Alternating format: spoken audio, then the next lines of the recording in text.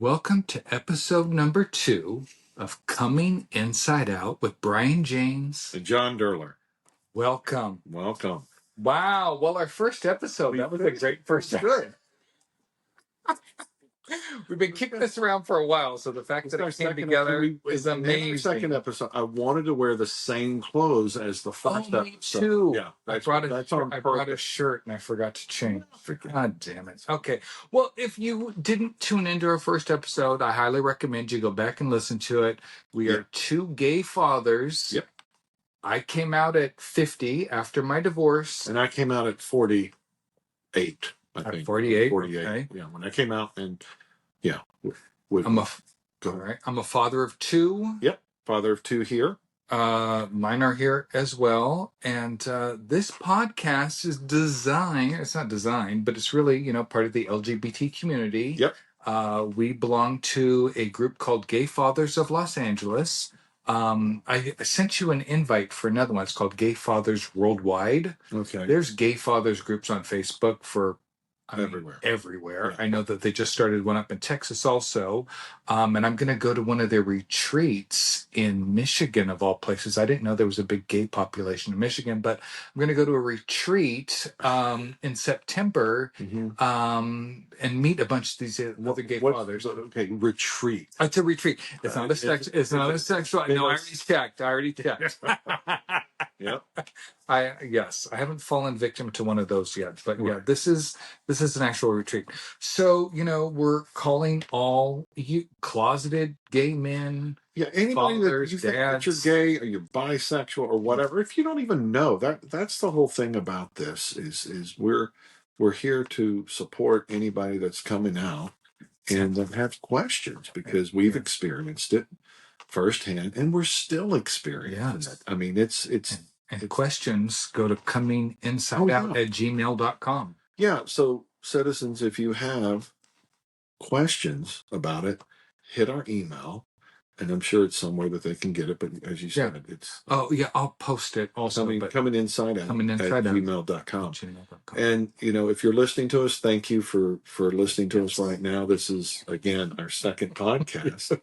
And, we're just sharing our stories and hopefully we can help people, because this is tough. Yeah. This is tough. It was a tough journey coming out. And if you're contemplating about coming out and you need guidance, please reach out to us. Yeah, absolutely.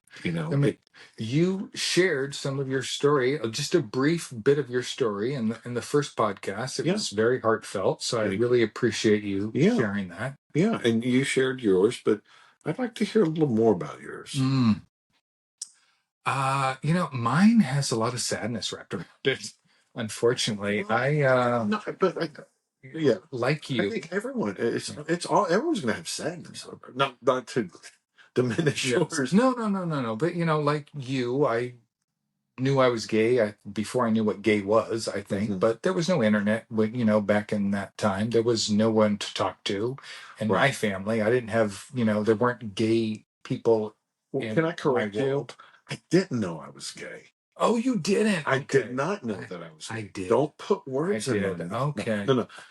I did. You just did jerk off circles. I just did jerk off circles. That's not gay. School friends with their male school friends. We played football together. We're going to play football. We're going to go hunt and fish and jack off together. Okay. Now, not all my friends we did that, but there was a few that we did. Make sure you contact them to tune in to listen to our podcast. Yeah. Oh my God. But I think I'm glad you brought it up, because I want to be clear. I didn't know that I was gay. I just knew something was. It was like something just was. Is that right? Why am I looking at that guy's dick? All right. Or physique? Because you're an attraction. Listen, there is an attraction, and where's the line there? It's like, do we look at other men and like, oh wow, that's inspirational. He's in great shape. He's good, and he's hot. Straight guys will look like, hey, how much do you deadlift, or how much do you bench press? Oh, that's great. You look great. there's that too. Well, I heard that the gym is the gay man's chapel. The gym. Oh, well, it is. Yes. Of course. But, So, I mean, look, I haven't been to the chapel. I've been trying to go to the chapel to work out, to the gym, and I'll try to get there 3 times a week if I can. But you're right. I guess that's what they say. That's what they say. But let's go back to you. My story starts, when I was a young teenager.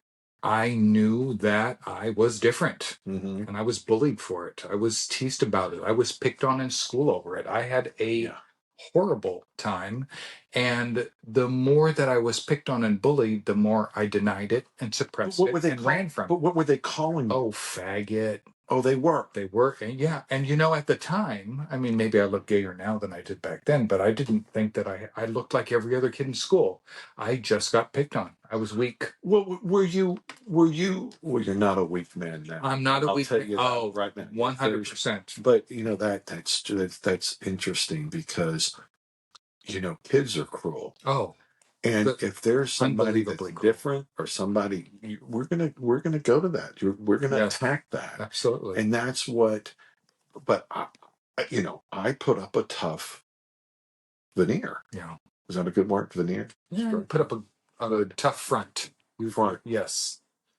I did not. You did not. So as a teenager, I cut on myself. I was what was called a cutter. I wasn't committing suicide, but I was taking a razor blade and I was cutting on myself. Cut on myself for years. I told you my coming out's a little sad than other people's. Listen, I didn't have a coping mechanism, and that's something that I learned to do to help me. Walk me through this. They're picking on you at school. Yeah. They're calling you faggot. They're calling you sissy. They remember when people used to shake their finger and snap it on you and snap me with the finger and do all that. Yes. So that was okay. How old were you then? I was. I think when I first started getting picked on was 7th, 8th grade. Okay. And what did you do to cope with that? Did you talk to anybody? I hid. No. You hid? I hid. I became a wallflower as much as humanly possible. So I, knowing all of this, in 9th grade, I met the woman that was going to someday become my wife. Right. We were friends, just friends. We were friends. We became best friends. We developed a intimacy between us, not a sexual intimacy. So this was your Claudia. Yeah, that was Claudia. Okay, this is good stuff, but I want to come before that. All right, let's. All right. What when you were picked on and then you started cutting yourself?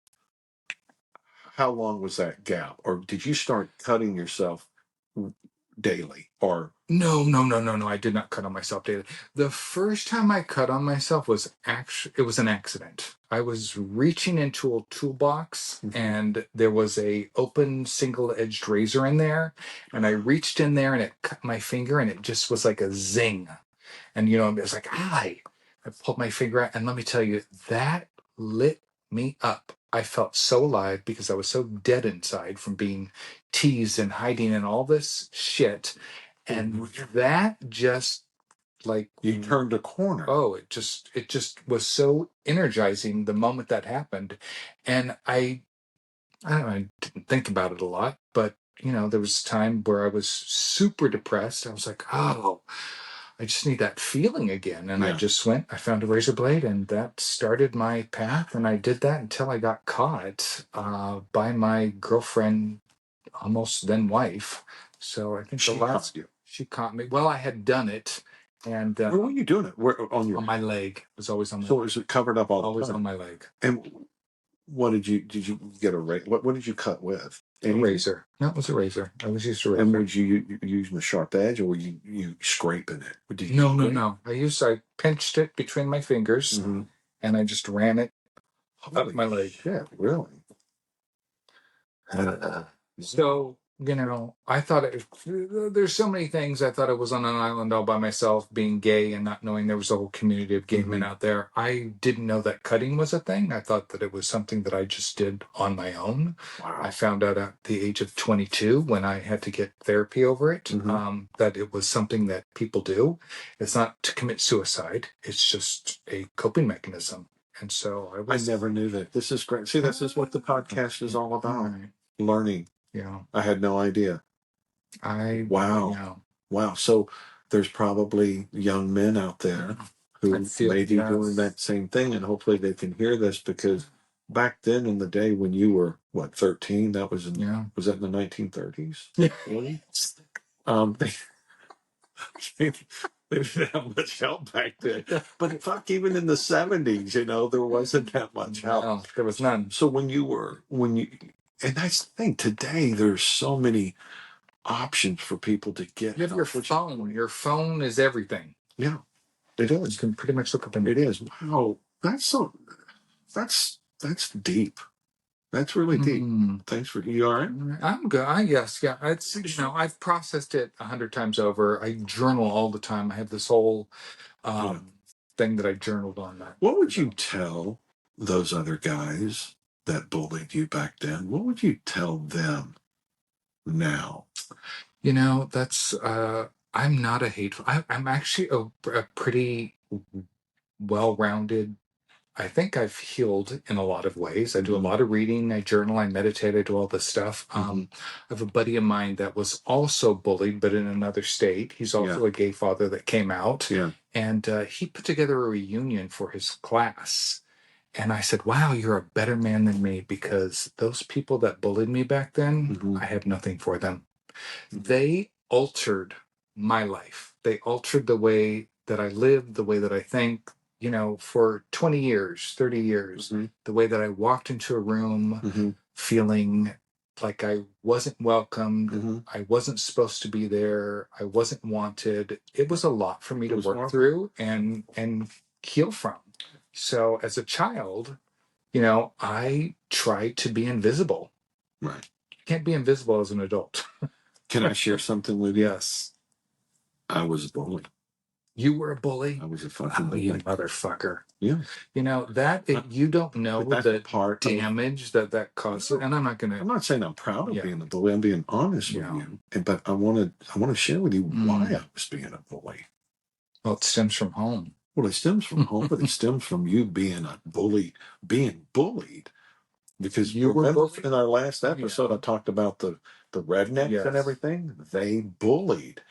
And as an adult, with all the therapy that I've gone through, if I could just go back and talk to myself, because I was such a bully to a few people that it was just horrible. It was horrible, but that was me coping with being gay, and this was part of the front.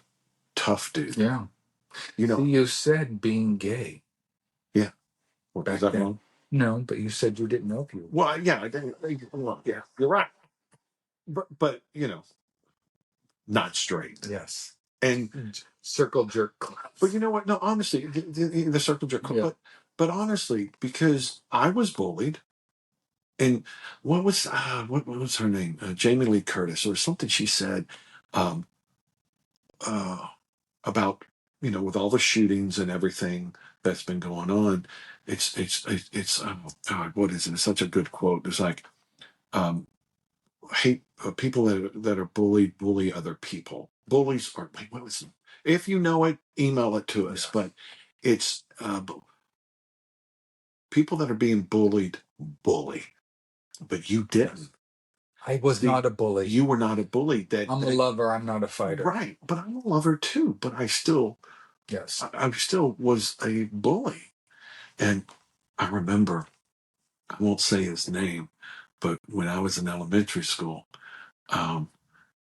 in Texas, there was this guy named Matthew. I won't say his name. You won't say his name. I'll say his first name. And Matthew had these great boots on. He had these, cowboy boots, but they were like awesome. I said, Matthew, those are some cool shit kickers. That's what we call them, shit kickers, because you're kicking you're kicking cow shit. That's why they call them shit kickers. I go, man, those are some cool shit kickers. And he goes, oh, thank you. You know, he had a list. All right. Okay. He strutted in his boots. He strutted in those boots. He worked those. He wasn't kicking shit in those He boots. wasn't kicking shit. He was kicking dicks. So, and I just started talking to him, and I said, Matthew, who's your favorite singer? He goes, oh, hands down, Barbara Streisand. And, you know, he goes, who's yours? Merle Haggard. You know, it was, but I love Barbara Streisand, but I would never admit then that I liked Karen Carpenter, Barbara Streisand. Those were all, I know that. These were women. And there was, I you know, put that front up. I put the shield up, the protector of, I wouldn't dare admit that I like, you know, Judy Garland. All right. You know, these are all people before my time, by the way, John. Garland? You don't fucking know. You're a gay man. You should know Judy Garland. But Judy Garland, the Golden Girls, all these things. You know what? This is what for Matthew. Matthew, if you're listening, my friend, I'm so glad you were proud of who you were, if you even knew who you were then, but you didn't mask it, brother. You said who you liked, you know, and I didn't. And so there's a lot, you know, and that's tough because it's talking about I completely played a role. Yeah. And I was not true to who I was. And that's you know, that's a lot. Yeah. Well, we lived closeted lives, so we weren't true to ourselves. Like, I'm sure there's gay bullies. Oh, absolutely. Yeah. One of the people that bullied me, I know, came out as gay. Well, that's why he bullied you. That's why he bullied you. He was protecting himself to not be exposed. Yeah. And what the best way to do it is jump on the bully wagon and bully the shit out of the weakest kid. Yes. But it's not weak. It's not weak. I don't see that as being weak. I can go off on, you know, bullies and everything, but I don't see it as being weak. It's not, you're just not being confrontational. You weren't being confrontational. I wasn't confrontational. You know, and I had nobody to go home and talk to about this. Was your father around? Yeah, both my parents are still alive. My parents were still married, but I had nobody to talk to. I had an older sister, older brother, myself, my younger sister. But you never told anybody about it. My bullying was as closeted as my gayness. Wow. Yeah. Interesting. So one of the guys that bullied you was... Yeah. Came out as gay. What if he asked you out? Did you go out with him? No. Good. Absolutely not. No. Wow. But see, guys, again, we process differently. Yeah. We process differently, and there's no right or wrong process. It's how you're coping, and you're going to protect yourself in this. And you could be a victim, or you could be the bully, and you're trying to just cover up. Yeah. Wow. That's deep. That's deep. So, yeah, that was kind of my childhood with what I dealt with. A lot of depression too. I had a lot of depression when I was a kid. So really, from that. But how you process? Do you process that today, or is it, you know? But you know, I don't see. I may have shared this with you. I think I shared this with you. We'll share it with the... Okay. This is what I'm going to share. I am 55 years old. Mm-hmm. I had this chain of events occur back in December, which led me to my old neighborhood where I grew up. And I drove by there to look at my old house, and I had all these feelings kind of like race into me. And then I drove by my school, and the same feelings racing through me. And I went home, and I had to come back. John and I both sell real estate. I had a listing over by my old house. So I'm back in my old neighborhood. The second time I went there, I thought, you know what, Brian? You are 6'2", 210 pounds, 55 years old. You are a man. Park your car in front of your old house. Get your ass out of your car and walk your fucking self to school as the empowered, strong, confident man you are today. And I got out of my fucking car and I walked myself to school like I did when I was a teenager, getting bullied, and just empowered the shit out of myself on that walk. Did it really? Yeah. Oh, and you know what? It helped so much. But I had processed a lot of this years ago in therapy, but it was this walk that I took, I think one of my final steps in just putting that chapter of my life behind me. And, it did me a lot of good. Was I not listening to you? Who told you to do this? Myself. Yourself. Yeah. That's cool. So that's what I did. I took my power back. You took your power. Yeah. Just to, just not give that part of me. Because when you were being bullied, you had no power. Yeah. Right? You had no power. Yeah. And you thought even though I had it behind me, when I drove by my old neighborhood, it actually stirred something inside of me. And I thought, oh, there's something unresolved here. Let's take care of it. So that's what I did. Wow. That's good. My 10-year reunion, high school reunion, again, I played football and I was, the tough guy. And there was this one girl that sat next to me in homeroom, and I won't say her name, but I don't know, I was just a dick to her. I don't know why. Yeah, I just think, honestly, I think I was just bottled up with so much emotions of who I didn't know who I was. And I was a dick to her in high school. And she was smart.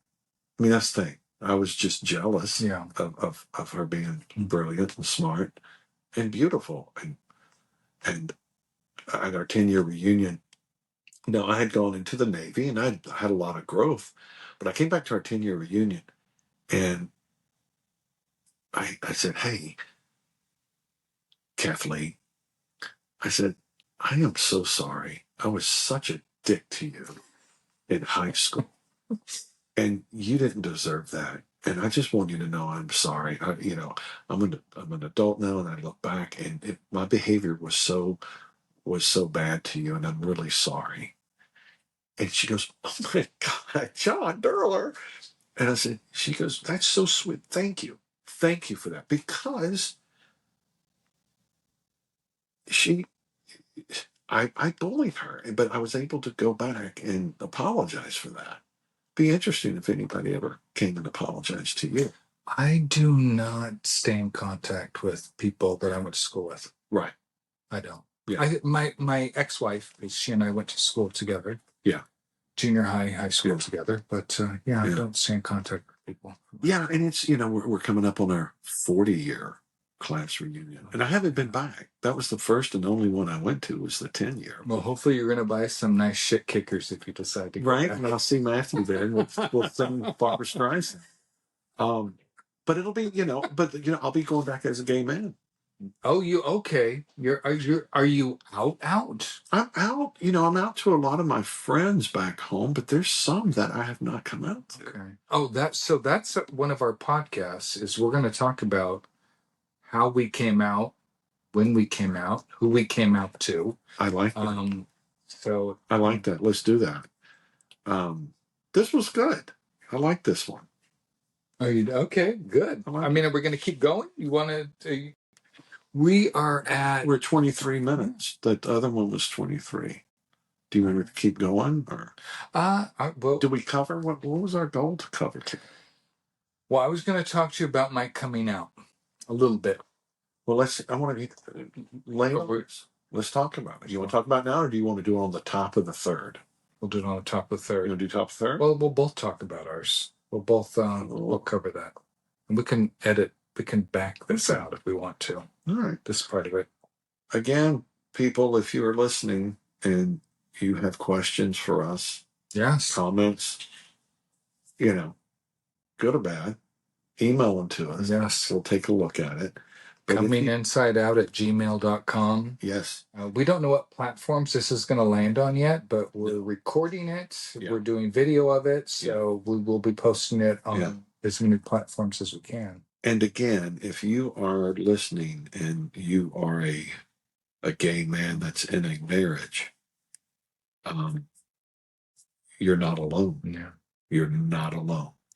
And if you're contemplating, that you can't live anymore, please look at us as an example, and you're not alone.